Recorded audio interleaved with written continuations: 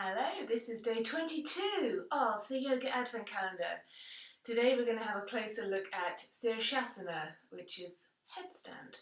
A lot of people freak out at the thought of a headstand. I've had people walk out of my class, which is fine. If you don't want to do a headstand, you don't have to do a headstand. But I know some of you are working towards it and it's getting really good. So I just want to give you some pointers. And also, almost everything I'm saying will also apply to forearm balance as well. So once you've had a look at headstand, there might be time to have a look at pincher as well. So a nice way to get used to coming up onto your head is to fold your mat into four quarters, or if you've got, I would suggest using your mat actually, rather than a cushion or anything, just because it's flat and you know it's going to be even. And also it's a really nice kind of measuring tool. Although everyone's body is different, it is good to make sure that the hands are at the bottom edge of the mat. So the wrist crease is lining up with the back edge of the mat. You don't have to be accurate, but it just makes sure that you bring the head right to the top of the mat, because so often people think that the head goes between the hands, and it really doesn't. If you think about your base being a triangle, with your head at the top point and your hands at the two bottom corners, that's a really sturdy and steady way to balance. So as I say, you don't have to do this. You can watch, you can observe, maybe give it a go in your own time. But this is to get used to having weight in the very top of your head. So if you think about you want to balance a book on your head, where it would be, that's where it needs to be, the very top of the head, not the forehead, because that will put your neck in a really weird position. So coming onto your knees in front of your mat, take your wrists down to the edge of the mat and then the very top of your head to the very top of your mat. So I realise you won't be able to see when you're doing this, so maybe watch first and then I'll give you some time to have a go. So the top of the head is right there. Think about your arms acting as a shelf. So draw the elbows in and energetically, like you would for crow, the hands are energetically on the mat, so drawing towards each other. Come up onto your feet, down dog legs. You'll feel the weight tipping into your head. So at this point, the weight, this is the most weight you'll have in your head. As soon as you bring your knees onto your arms, you can even the weight out. So this is the most intense it will be. Down dog legs, get used to this feeling. Come out whenever you want.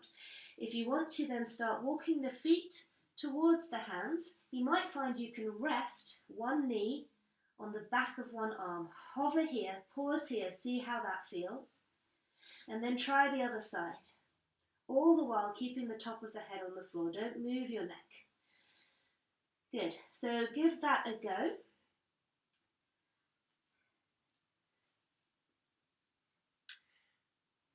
And then once you've tried that, have another watch for a minute. So you've tried your knees onto the arms. A good thing to remember is try not to let your shoulders drop down. So really feel strong. So shoulders are drawing back. If you feel that, then you can rest the knees onto the backs of the arms and come into teddy bear.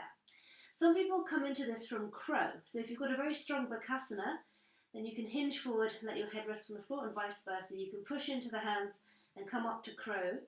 That's quite advanced, but it's good fun. Good, so this is a really nice way to get used to having weight in your head. And then from here, this is where the hard work from the core begins. Once you've got the balance, you're feeling strong, squeeze the knees off the arms. Keep them tucked in, so you're like a little ball. And then experiment perhaps taking the legs one forward, one backwards. That's a nice way to practice finding the balance before you bring them up together. It's always nice to take one knee forward and one toe back while you're finding your balance, and then trying to come down slowly and resting in a child's pose.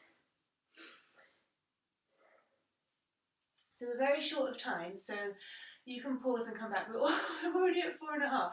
This is going to be a longer one. The other option is to interlock your fingers. Again, take the crown of the head to the floor. Come close to a wall so that your feet can rest against the wall. This is another way of practicing. So then push the shoulders away. Use the wall to walk up. And that's a nice way as well to get used to having your head on the ground. And then practice taking one foot away, maybe bending that knee.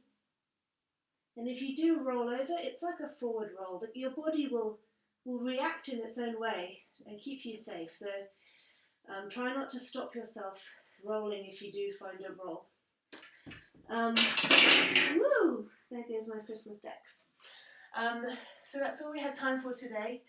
Please drop me a line, let me know how you're getting on. So if you wanted the forearm balance, it's the walk up the wall again here. So forearms on the mat, you can use the walk up the wall and practice there. There's not enough time on these. I should have done 10-minute classes. Bye, see you tomorrow.